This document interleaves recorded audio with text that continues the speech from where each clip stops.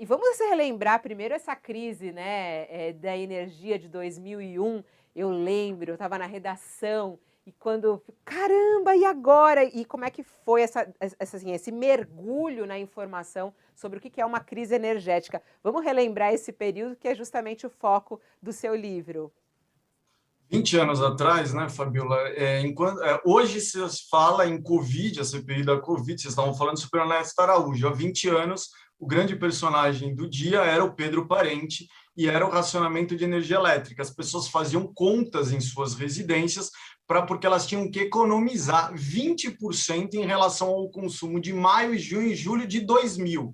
Então, estava todo mundo fazendo cálculo se tinha que reduzir uma lâmpada em casa, se tinha que colocar um aquecimento a gás para o chuveiro. Estava todo mundo fazendo conta porque tinha medo de pagar uma multa e o governo ameaçava para o reincidente de ter a luz cortada. E esse racionamento não atingiu apenas as pessoas, atingiu indústria e comércio.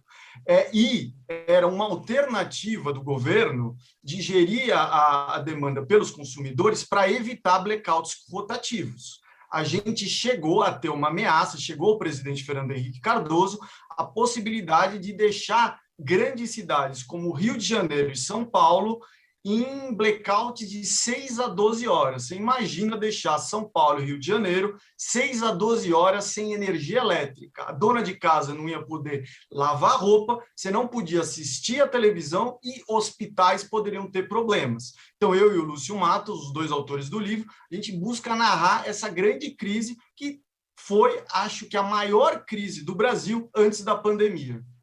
Eu lembro, você contando, né, eu lembro que nem agora a gente como jornalista buscando explicar o que que é o coronavírus. E na época eu lembro a nossa tentar descobrir o que fazia a gente chegar a esses 20% de redução de energia. Você lembra disso, Roberto? Aquela coisa, o que que faz a gente conseguir reduzir a energia em 20%? Quanto que eu tenho que apagar de luz? Eu não posso usar a cafeteira, não posso usar a máquina. Era uma loucura isso, né? A matemática para reduzir, para chegar a essa meta. Na minha casa, por exemplo, uma das coisas primeiras que eu fiz foi ter instalar um chuveiro a gás, porque eu Isso. vi lá, conversando com o pessoal, eles falavam, olha, o chuveiro elétrico é o grande vilão da casa. Então eu busquei colocar um aquecimento a gás, e as pessoas trocaram lâmpada, teve lâmpada LED, teve uma série de ações que as pessoas buscaram tomar para isso. Por quê? Porque o temor maior era você ter um blackout rotativo, era você colocar bairros como Pinheiros, Vila Madalena, apagar durante 6 horas, aí era rotativo, pegava o Jardim Paulista, depois ia para a Zona Leste, então esse era o maior perigo. E para o Fernando Henrique Cardoso, a primeira hipótese que se chegou era essa, era cortar, fazer esses blackouts rotativos, porque muitas pessoas do setor elétrico falavam o seguinte, esse é o jeito mais seguro de fazer, porque se as pessoas não economizarem, aí em vez de a gente reduzir 20%, a gente talvez tenha que reduzir 40% e 50%. Então, essa foi a grande preocupação daquele momento. E aí tem todos os bastidores políticos, né, Roberto, que você traz nesse livro. Aliás, coloca o livro aí para a gente na tela para que a gente possa ver também, curto-circuito. E eu acho muito importante a gente contar esses bastidores, Roberto, sobre a questão política. Por quê? Como é que o governo FHC na época tratou disso e quais foram também os ingredientes para a sua sucessão ali de Lula e depois Dilma, né? O que que a crise energética influenciou nessa crise política?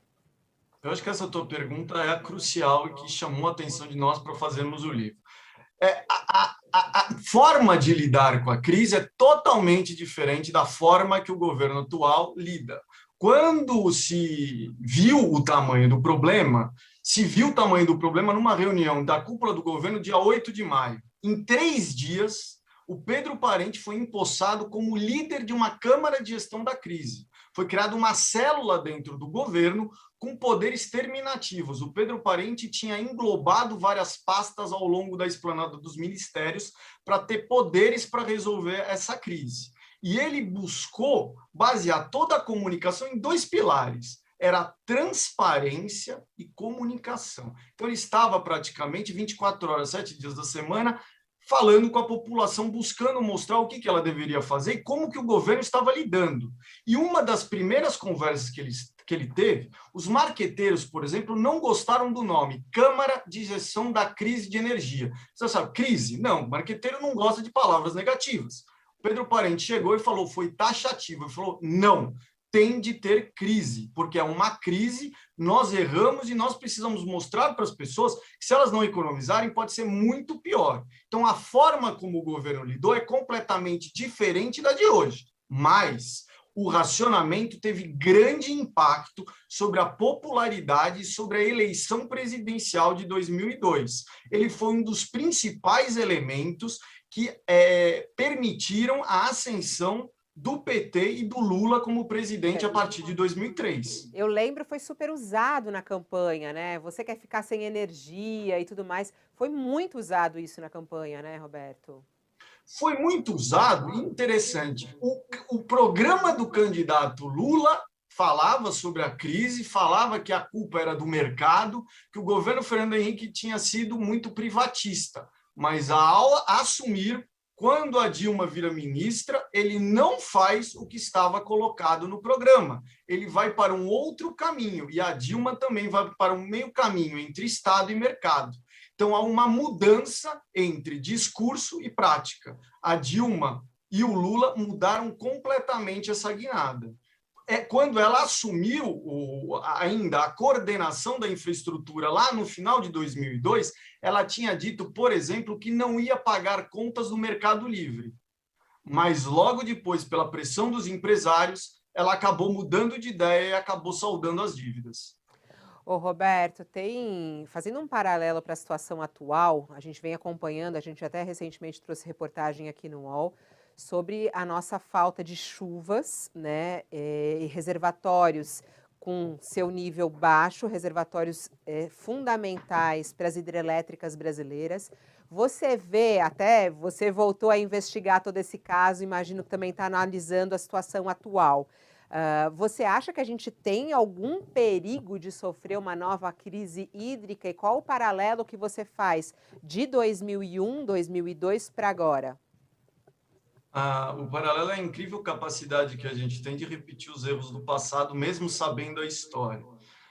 Acho que o risco de racionamento hoje é baixíssimo, porque se a gente for olhar os números, a gente tem uma sobreoferta de energia de cerca de 20%. Ou seja, o impacto da pandemia sobre a economia, as incertezas da economia e os próprios efeitos da pandemia sobre nós estão fazendo com que a sobreoferta seja muito grande. Então, o risco de racionamento é baixo. Só que eu ficaria bastante preocupado com o bolso, porque a grande diferença entre 2001 e 2021 é a matriz. 90% da nossa geração em 2001 era hidrelétrica. Hoje, 20% é térmica. As térmicas custam, no mínimo, o dobro das hidrelétricas. Isso quer dizer o seguinte: na nossa conta de luz, a gente paga uma coisa que às vezes a gente nem percebe, mas chama bandeiras. A gente está usando a bandeira vermelha. Então, entre R$ 3 a R$ 4 a mais por mês, a gente está pagando por conta desse acionamento das térmicas. Ano passado, o governo criou uma conta Covid para atenuar os efeitos da pandemia no caixa das distribuidoras. A gente está pagando ela. Então, a gente está com vários custos a mais na tarifa. E operar com reservatórios baixos, como você disse, que eles estão perto de 30%, tem um custo. E esse custo vai parar para a gente, seja como contribuinte, seja como consumidor. Então, ficaria bem preocupado com a conta de energia. É isso, Roberto, tô morrendo de medo. Você aí que trocou o seu chuveiro elétrico por o chuveiro a gás, depois teve que trocar para o elétrico porque faltou água. Agora eu quero ver como é que vai ser a situação. Ó, O Roberto. brasileiro é, antes de tudo, um sobrevivente, né, Fabiola? É difícil. Ô, Roberto, hoje o lançamento, para quem quiser, curto-circuito, livro do Roberto Rockman e também do Lúcio Matos. E tem uma live também mais tarde, não é isso?